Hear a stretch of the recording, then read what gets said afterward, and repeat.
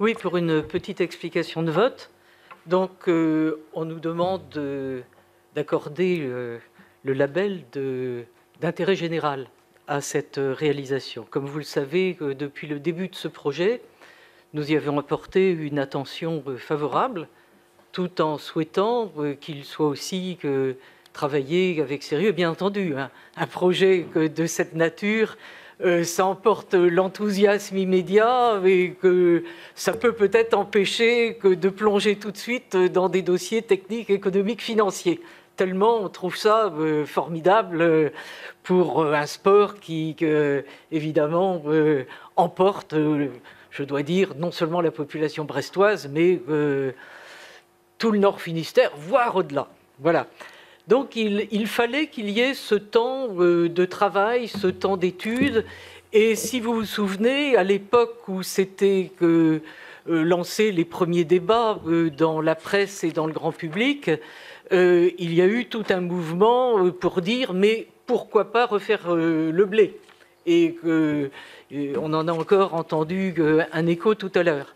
C'est pourquoi nous avions insisté, monsieur le maire, si vous vous souvenez, pour que les études dont on nous disait qu'elles étaient entreprises soient rendues publiques, ce qui a été le cas, et ce qui a d'ailleurs permis à des associations, j'imagine que vous avez comme moi reçu la petite analyse du collectif contre le stade du Fruitven, qui reprend évidemment à partir de ce document qui a été rendu public, ce qui était nécessaire, un certain nombre de comparaisons. Voilà. Alors, il fallait que ces éléments soient mis sur la table. Il fallait aussi qu'il y ait débat. Et effectivement, ça, comme je le disais dans mon topo introductif tout à l'heure, à Brest, c'est toujours un petit peu difficile. Mais finalement, à la longue, on peut peut-être y arriver, en tout cas sur un sujet comme celui-là. Je crois qu'on finit par y arriver. Et notamment, et je pense que c'est un des points forts de ce dossier, parce qu'il y a un portage privé très important. Alors j'ai vu, moi aussi, le tableau qui a été présenté par le collectif des associations, et si on remet toutes les routes, tous les travaux publics, etc., pour n'importe quelle initiative économique quelque part dans Brest ou ailleurs, on peut trouver qu'il y a plein de dépenses publiques qui sont nécessaires pour faire émerger un projet privé, un projet commercial. Hein, vous mettez un magasin au milieu d'un terrain vague, il n'y aura personne qui viendra. Bon, c'est pareil pour celui-là, et il n'y a pas de raison d'imputer sur la partie des porteurs du projet des équipements collectifs qui seraient de toute façon nécessaires. Vous savez que nous sommes particulièrement sourcilleux quant à l'usage des deniers publics. Alors, sur l'impact environnemental, nous avons au début du projet aussi, dans la mesure où les porteurs, les frères Le Saint, avaient bien voulu nous informer et nous expliquer en détail leurs intentions, attirer leur attention sur les aspects environnementaux et patrimoniaux, puisque ceux qui ont regardé le dossier de près savent aussi qu'il y a des éléments patrimoniaux historiques, voire tout à l'heure on parlait du funéraire. Hein, c'est important de prendre en compte ces considérations. Je dois dire que nous n'avons pu qu'être vraiment très impressionnés de la manière dont les frères Le Saint avaient pris en compte au fur et à mesure toute une série de signalements qui leur avaient été faits sur le plan à la fois environnemental, historique, patrimonial. Vous saviez que nous y sommes tout à fait attachés. Alors, sur le caractère d'intérêt général, on dit intérêt général, économique, social, environnemental, voilà. Sur le plan économique et, disons, urbanistique, depuis le début de ce mandat et dans le précédent, nous étions et nous sommes toujours les militants de la sobriété foncière. Et vous nous avez vus en nous faisant quelquefois les gros yeux et en disant que nous étions contre le logement, refuser la création de nouvelles zones pour faire de l'habitat et notamment de l'habitat individuel. nous avons voté, nous étions très longtemps les seuls, contre les extensions urbaines destinées à du logement en étalement urbain.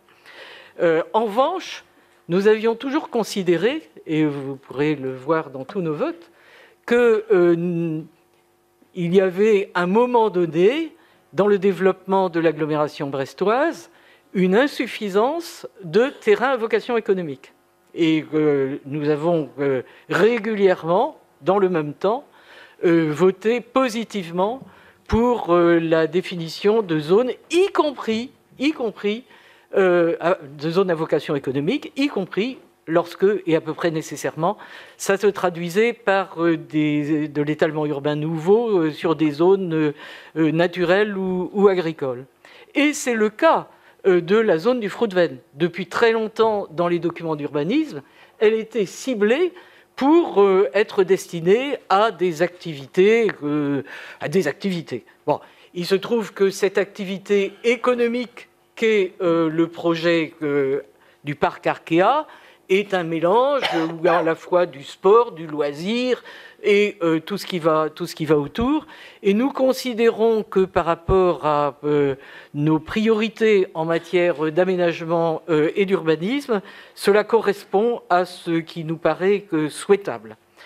Alors, c'est vrai que quand on regarde le plan de financement actuel par rapport au projet initial, qui se voulait privé-privé, on a vu progressivement une implication, au-delà même des équipements publics, une implication pour des entrées dans le capital de différentes sociétés, qu'elles soient privées-privées ou qu'elles soient privées à capital public.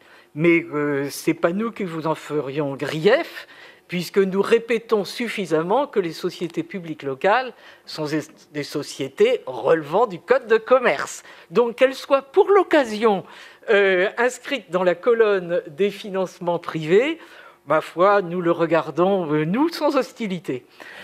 Alors, en ce qui concerne l'environnement, bon, on peut dire qu'il y a eu énormément d'efforts qui ont été faits par les porteurs de projets. Et si finalement un malaise continue à exister sur le sujet, monsieur le maire, je crois que ça remonte un peu à la première réunion de présentation qui a eu lieu à Guipava.